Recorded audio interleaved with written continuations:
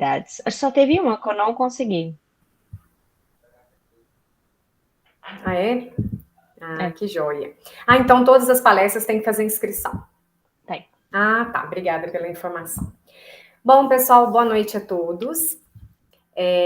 Vamos dar sequência e hoje nós vamos fazer um complemento, na verdade, tá? Do material do guia de vocês, que é o ciclo 4, que em breve vai estar no ar. Então, ele vai falar de um tema bem interessante, que fala sobre os desafios, né, e as vertentes da educação musical para os dias de hoje, tá? Então, se vocês observarem no guia, a gente fala um pouquinho sobre o EJA, tudo bem rápido, sobre o quilombola, sobre a educação indígena, porque tudo isso também faz parte aí, né, do nosso contexto e são importantes para que a gente possa realizar os nossos projetos futuro, de repente uma participação numa ONG, ou até mesmo, né, a atuação de uma escola, ou, né, da questão de um concurso público, às vezes a pessoa assume um lugar muito próximo de uma aldeia indígena, então é legal a gente colocar. Então eu vou pontuar algumas coisas e mostrar para vocês qual foi o material que eu me baseei para escrever essa unidade aí do guia de estudos, tá bom? Então, a educação de jovens e adultos, que é o EJA no Brasil, ele passa a se constituir uma modalidade de ensino tendo diretrizes curriculares nacionais regulamentadas pelo Conselho Nacional de Educação. Então, teve a aprovação no dia 11 de maio de 2000, se vocês observarem, foi até meio que recente, né? O EJA é reconhecido textualmente como uma dívida social não reparada para com os que não tiveram acesso nem domínio de escrita e leitura, não tiveram oportunidade de estudar na idade que seria a idade natural da série, né? Como bens sociais na escola e também fora dela. Então, o EJA ainda está acontecendo em muitas localizações, né? Pela Constituição de 88, o direito à educação de jovens e adultos passou a ser contemplado. E segundo essa Constituição, o Estado deve assegurar a provisão pública de ensino fundamental obrigatório e gratuito, inclusive para os que não tiveram acesso na sua idade própria. Então, a gente vai falar brevemente sobre o EJA, né? A função primordial é oferecer escolaridade aos que não tiveram acesso ou uma continuidade à educação básica. São indivíduos das classes populares em quase sua totalidade, favorecendo deste modo a inclusão social dessas pessoas em seu exercício da cidadania plena. Qual é a dificuldade que muitas vezes, né, a pessoa pode assumir o EJA como uma disciplina de artes, ou, né, se possível, é bem raro, mas acontecer alguma coisa no nível cultural ou musical, é a diferença de idade, né? Pode aparecer desde de um adulto de 18, 19 anos, um jovem, até um de 60. Então, às vezes a pessoa fala assim, mas acaba que vira uma turma mista, né? Como que eu posso atuar culturalmente dentro dessas perspectivas? E é isso que nós vamos falar um pouquinho. O EJA no Brasil compreende processos e práticas pedagógicas que tratam de aquisição e ou aprofundamento de conhecimentos básicos, de competências técnicas e profissionais ou de habilidades socioculturais, desenvolvidos dentro ou fora de ambientes escolares, envolvendo um universo plural de práticas pedagógicas que ocorrem em vários domínios da vida social. Então, ele está dividido em duas vertentes, que são os processos educacionais que são realizados fora da escola, como locais de trabalho, instituição religiosa pode ser contemplado aqui, uma organização comunitária, uma ONG, um sindicato e outros. E também a vertente que é a relativa aos processos educacionais, que é mais comum, né? Realizado na escola mesmo. Então, tem um exemplo aqui no Rio Grande do Sul, as vertentes são denominadas MOVA, Movimento de Alfabetização de Jovens e Adultos. Ou seja, que é o serviço de educação também aos adultos, tá? As relações dessas gerações estão permeadas por transições, transmissões, transformações e rupturas, e podem, de acordo também com alguns educadores, ser discutidas em dois sentidos. De um lado, o sentido de interações entre gerações de idade diferente, como a gente colocou agora anteriormente, e também as gerações atuais mantêm simbolicamente com o passado, né? Então é um choque cultural e ao mesmo tempo é um complemento mesmo, né? Então, as interações estabelecidas entre os estudantes de diferentes gerações do EJA, no que diz respeito aos seus processos educativos musicais, o foco de discussão e de possibilidades, né? Como que eu trabalharia música numa turma eclética, assim, né? Você poderia partir, de repente, de uma música que tivesse uma letra interessante para ser discutida, fazer uma paródia dentro de uma música anteriormente já escolhida por todos, né? O fenômeno social da compartimentalização de espaços mais voltados às pessoas de determinada categoria de idade ou geração é recente na história, né? Então, na sociedade contemporânea, tem surgido vários lugares, né?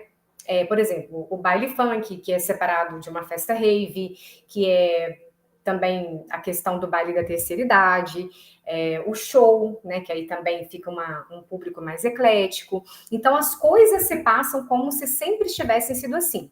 Criança de um lado, adolescente de outro, adulto de outro. Jovens, né, adultos aqui, terceira idade acolá. Só que na prática isso não tem acontecido. Cada vez mais a gente está precisando desse público tão diferenciado convivendo junto nas turmas mistas, né? Então, as práticas musicais para jovem adulto ou idoso, eu não gosto muito de usar esse termo, a prática musical se baseia nas contribuições de vida desses estudantes, né, desses jovens e também desses adultos. Segundo o autor, a prática compreende não modalidade de ação musical, como, por exemplo, escutar, executar, improvisar ou compor, mas também a relação entre os sujeitos, contemplando a dimensão sociocultural intrínseca ao objeto. A prática musical, desde os produtores das ações musicais, e também o porquê, todo o contexto social, cultural, tudo isso vai ser trabalhado aí na sua aula. Então, é um desafio, certo? Como que a gente pode transformar essa aula de uma forma mais prática? Vocês podem trabalhar em forma de oficina, por exemplo, né? Oferecer uma oficina instrumental no extra, né? No turno extra da escolaridade. Pode oferecer uma oficina de aperfeiçoamento do uso e recurso vocal, que geralmente é a questão mais simples, porque não requer nenhum custo, né? Nenhum tipo de material, apenas a voz.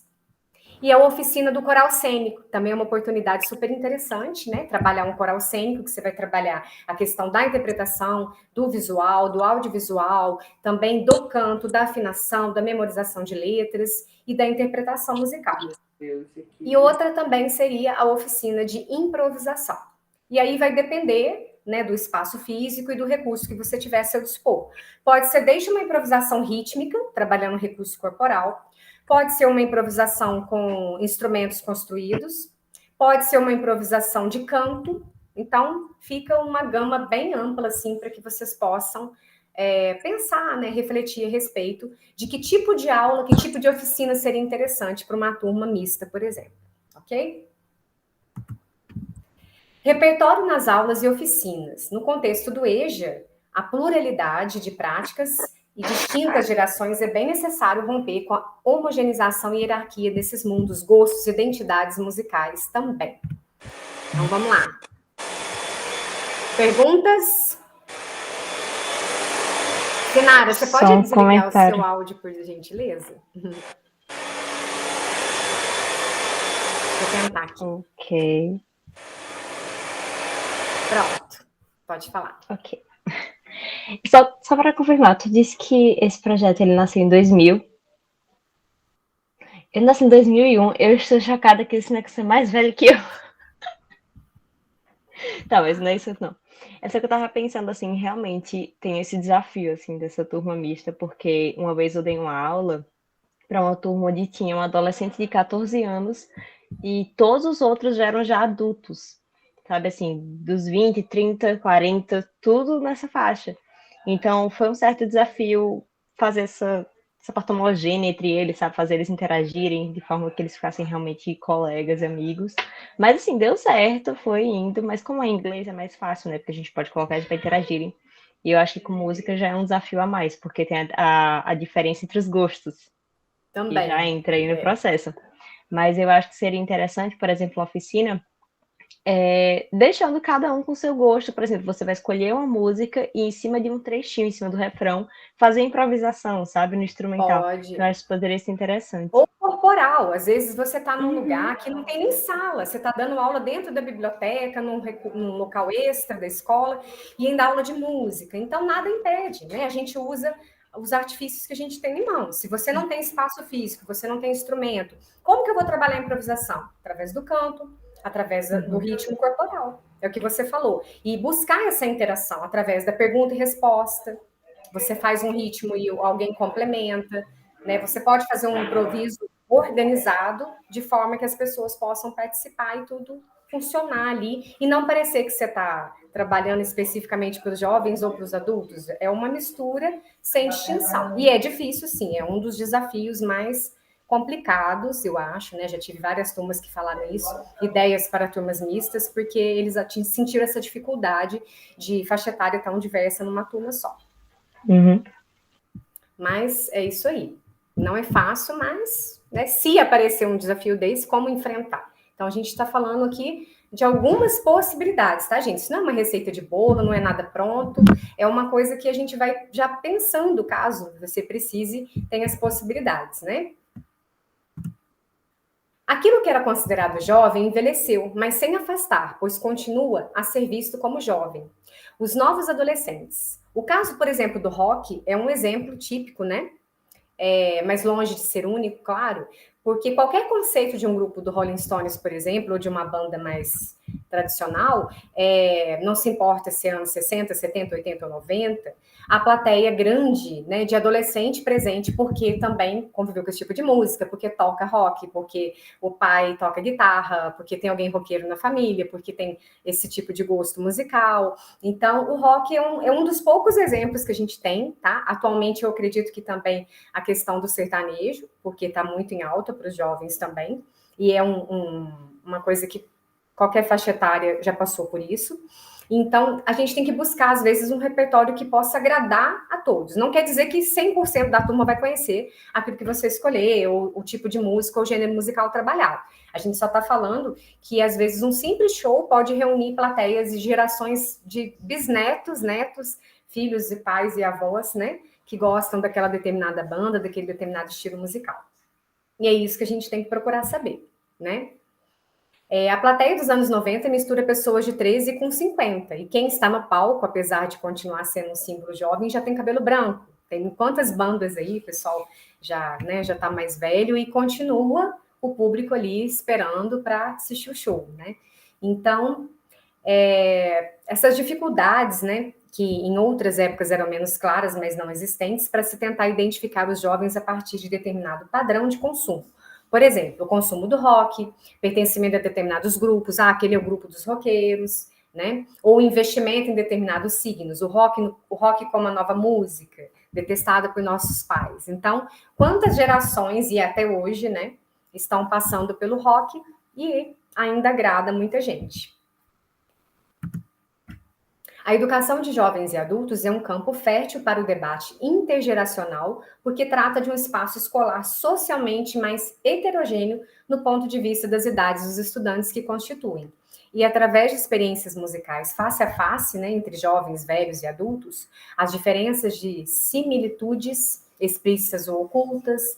Então, essa questão do convívio é um desafio para a escola, é um desafio para o educador, é um desafio até para quem está na sala de aula, né? E ao mesmo tempo é uma troca que, se a pessoa souber conduzir, né, tiver um pouco de paciência e na elaboração, né, do conteúdo, dar coisas interessantes e chamativas para os dois, ou fazer alguma coisa recíproca, de forma que um possa colaborar com o outro, as atividades colaborativas também dão muito efeito, tá?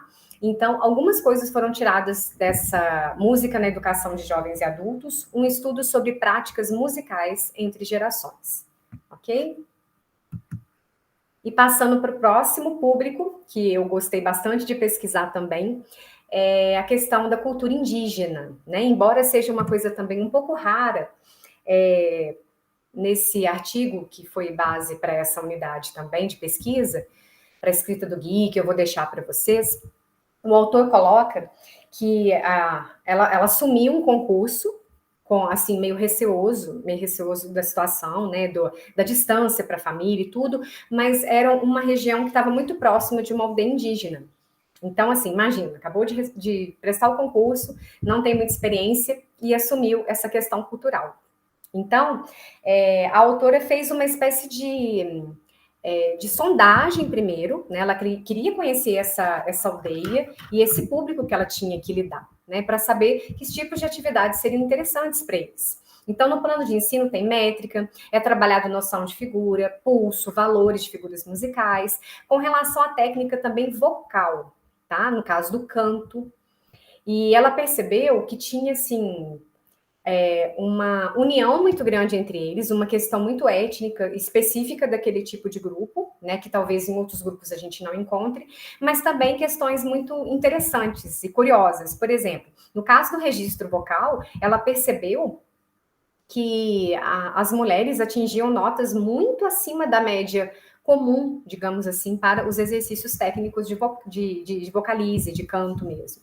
Né? Muito acima, muito agudo. E os homens, embora atingissem um registro mais grave, mas muito abaixo do grave considerado padrão, considerado tradicional. E eles atingem agudos assim que ela ficou espantada de ver essa diversidade. Mas por quê? Por causa do contato com a natureza, a imitação com os pássaros, a imitação dos sons naturais e aquelas cantigas de rituais específicos deles. Então, ela percebeu que, por causa dessa questão cultural, os homens também desenvolveram a prática de notas muito mais agudas do que se poderia imaginar em outros povos, tá?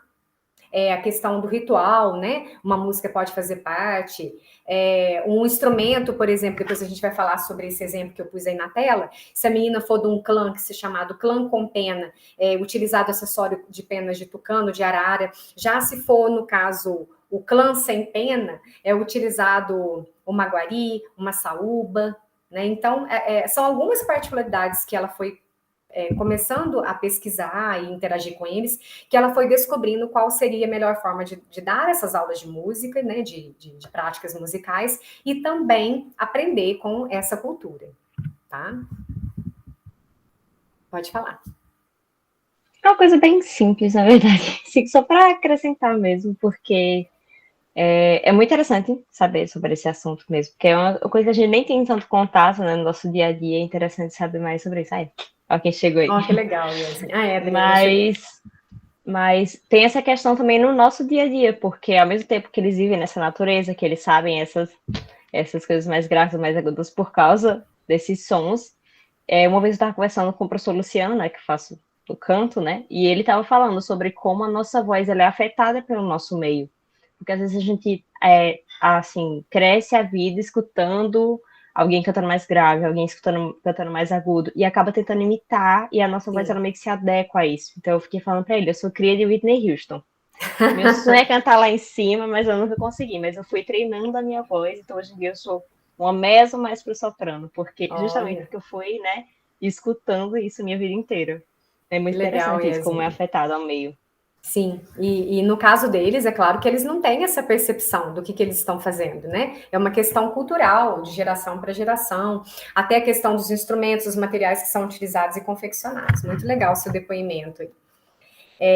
Então, ela foi comparando, né? E às vezes um aluno perguntava, por exemplo, você sabe como que é o som do Japó? Aí eles começaram a imitar o canto do Japó, o canto de um pássaro. E aí ela foi percebendo que assim ela ganhava, né, conquistava mais eles e também ao mesmo tempo as aulas rendiam, porque se ela chegasse lá com um vocalize super tradicional como a gente está acostumado, não faria efeito algum. Então foi legal essa pesquisa de campo que foi realizada antes, né, da aplicação das aulas de música, porque ela foi conhecendo a realidade deles, as particularidades desse povo, que a gente chama de ticuna, tá? Que é a região onde ela pesquisou aí da parte indígena. Então, se vocês perceberem aí, fala muito sobre casa, sobre questões ritualísticas, de ritual mesmo, de religioso, né? Vai falar um pouquinho sobre o ancião, né? Que é o nome do lugar onde ocorreu, de repente, uma determinada festa. Uma localidade entre o município de Tabatinga e Benjamin Constant. A segunda palavra é Okuri, que segundo as informações de uma pessoa que estava ajudando ela, né, traduzindo, ajudando ela a entender essa linguagem, é um tipo de palmeira, que não é muito conhecida, mas os ticunas também consideram como sagrada, olha só, igual o buriti. E esse canto tem a finalidade de apresentar à moça nova a casa onde ocorrerá o ritual da apelação. O que é o ritual da apelação? é quando a menina se passa de menina para mulher, né? Digamos assim, isso acontece na primeira menstruação. E aí a menina fica em casa, se resguardando por cerca de mais ou menos uns 15 dias, e quando termina esse processo, ela tem esse ritual da delação, então onde é arrancado o cabelo. Para alguma cultura poderia ser uma coisa extremamente agressiva, né? Para eles tem um sentido todo religioso, que a função é muito espiritual. Está falando de um novo caminho, de um novo começo para aquela menina, de uma nova vida. Então, assim, se uma pessoa observasse aquilo e não tivesse esse conhecimento anterior, essa tradução do porquê tudo aquilo está acontecendo, ia achar que é uma coisa um pouco agressiva com a mulher, mas na verdade não é. Para eles tem todo um sentido religioso, é um ritual mesmo, e é um ritual até demorado. Ele não é uma coisa que acontece em um dia, acontece cerca de 3 dias. Com as crianças indígenas, o canto coral iniciou, no caso ali do trabalho dela, né, com canções bem conhecidas e também comuns entre os indígenas em Tabatinga. No segundo momento, utilizaram canções mais relacionadas às questões da escala musical, por exemplo, o nome de notas, o trabalho com subida e descida de tons e notas, com a característica do dó fixo. Ela trabalhou muito com isso, também com o dó móvel, tá? Ela partiu de uma altura da nota dó na extensão do médio, parte central mais ou menos do piano, e ensinando as crianças a ouvir o movimento e a distância desses intervalos. Então, intervalos simples, de segunda, terça, quarta, e assim por diante. Ela iniciou uma canção brasileira, inclusive mineira, tá? Da Cecília Cavalieri França, que é de Belo Horizonte. Ela fez um pequeno trabalho com essa canção da Maria Fumaça. Então, as notas são notas bem simples, né? O arpejo meio pentatônico e é cantada de forma ascendente e descendente, tá?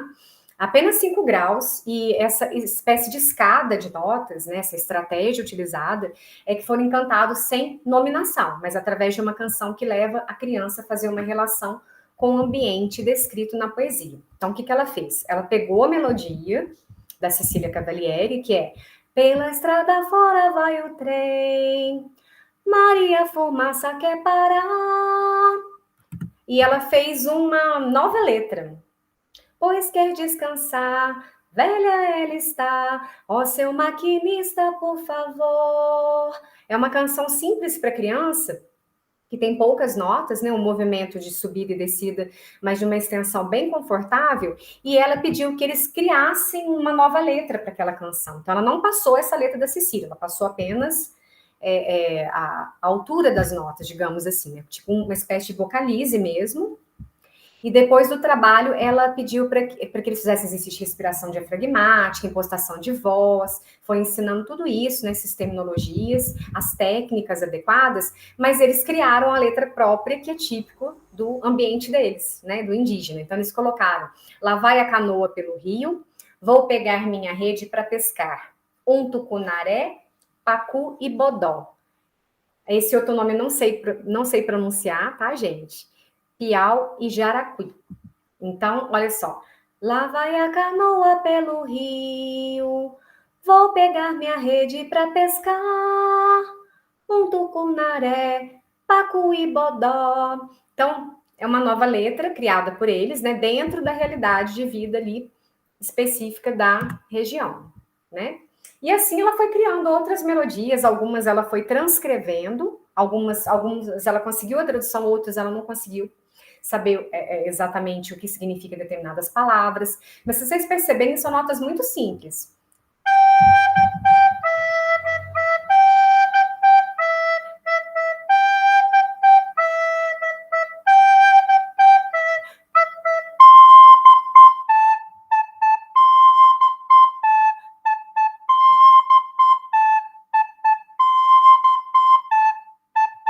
Então, pentatônica, né? Coisas bem simples mesmo. Aí tem um texto, né, dentro da língua do ticuna e a letra, né? Chuva chovendo, goteira pingando, mamãe abre a porta que eu estou me molhando. Então são cantigas bem simples, né? Tem o sabiá.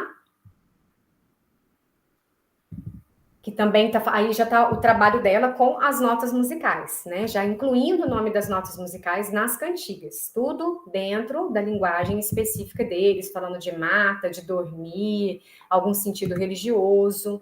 Essa é muito engraçadinha, o Cachorro da Vovó. É uma canção popular entre o pessoal lá na aldeia, também muito cantada até nas igrejas, nas casas, tá? Que fala sobre o cachorro da vovó. Aí tá aqui a tradução para vocês também. O cachorro da vovó, muito sabido, ele caça na mata, ele caça o veado. Ele caça jucuraru, ele caça anta, ele caça mucura.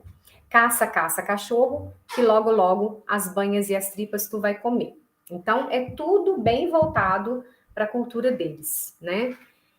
Fala de tatu, às vezes fala de plantas específicas, né? Então, quem apresentou a canção para a autora do artigo foi o Valdir Mendes. Foi perguntado de quem que era a canção, mas ele disse que era dele, que eles já estavam acostumados a cantar, e depois de algumas explicações, a autora afirmou que essa canção é muito comum, principalmente quando eles saem para pescar. E eles têm essa questão de assar determinados peixes, tem peixes que tem que ser preparado cru, cada um tem uma particularidade interessante que ela descobriu nessa pesquisa. Ele esqueceu a maior parte da letra, né, e começou a fazer outra letra. Então, é uma coisa bem, meio que folclórica, digamos assim, né? E é passado de geração para geração, então pode ser que daqui a pouco eles cantem um pouquinho diferente do que foi passado por ele, e assim vai, né? A gente vê que tem essas questões aí, meio que folclóricas mesmo, né? Aqui tem o Utibodó, também com poucas notas.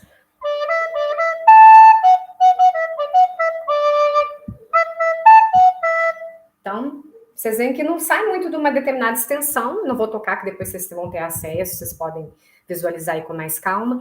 E com isso, ela foi percebendo que quanto menor a letra, né, e mais próximo ela conseguia atingir, né, os seus objetivos.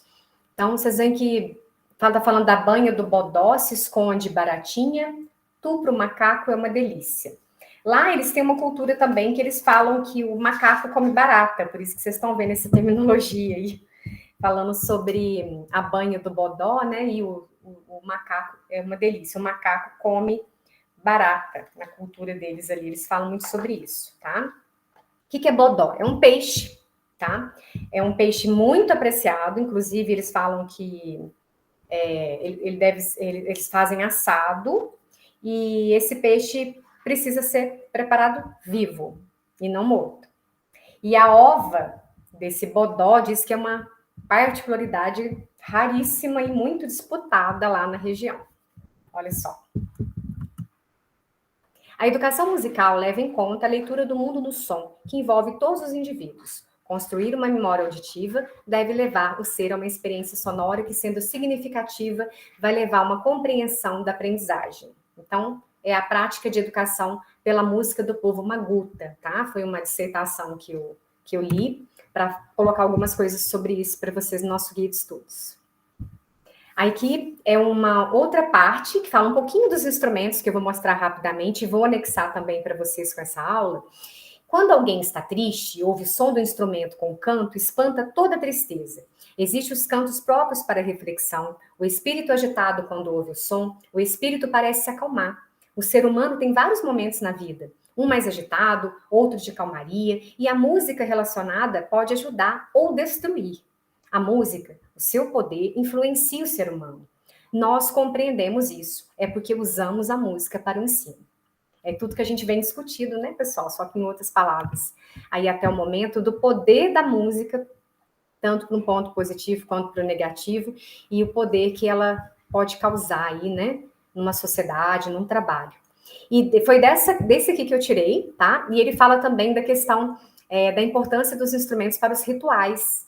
Então, falo, por exemplo, que o pau de chuva, ele é revestido pela palha de arumã, fibra usada para utensílios indígenas, retirada da palmeira, pintando com genipapo, urucu, pedras, Tem palito, você pode colocar. Depois ele fala um pouquinho de como que é o reco-reco deles, que é feito de bambu, com vários cortes horizontais, produzido também pelo palito de bambu, né? É muito usado para meditação, que aí vê aquele som mais suave, né? Lembra, remete à chuva. E também fala do gambá, que é feito de madeira pesada, revestido na parte superior com pele de animal, que pode ser, por exemplo, veado, esticado, fixado por pequenas estacas de paixuba nos orifícios abertos, tocado com as mãos batendo sobre a superfície. É como se fosse um tambor, né? E ele é revestido, claro, de couro de animal. Então, depois, se vocês tiverem curiosidade, quiserem olhar, tá? Vamos falar de outros instrumentos, inclusive de buzina. Eles consideram a buzina feita de bambu como um tubo, também um instrumento musical. Tem o inhambé. Então, depois, se vocês quiserem dar uma olhada com bastante calma, tá? Essa parte aqui fala mais sobre a questão da instrumentação indígena. Por quê? Porque essa nossa unidade, ela fala justamente desses povos, né? A questão do quilombola, ela fala do indígena, fala da educação para jovens e adultos, ela faz uma miscelânea. E depois, lá na atividade de 18 pontos de vocês, não vai ser questão teórica, vocês vão ter a opção de fazer um projeto, que vai ter um escopo com todas as orientações, e escolher uma dessas, como se você tivesse que aplicar alguma coisa dentro de uma dessas comunidades, o que você faria. Por isso que nós estamos discutindo já, né, e complementando a unidade que vai no ar para vocês em breve, que é a unidade 4. Ok? Alguém quer comentar alguma coisa? Tranquilo? Então, eu tinha uma coisa para comentar, mas eu esqueci. Então, eu vou pausar a gravação, você lembra? Eu lembrei. Eu lembrei. Mas assim, pode pausar a gravação já, não é algo tão importante que vai acrescentar tanto para as pessoas.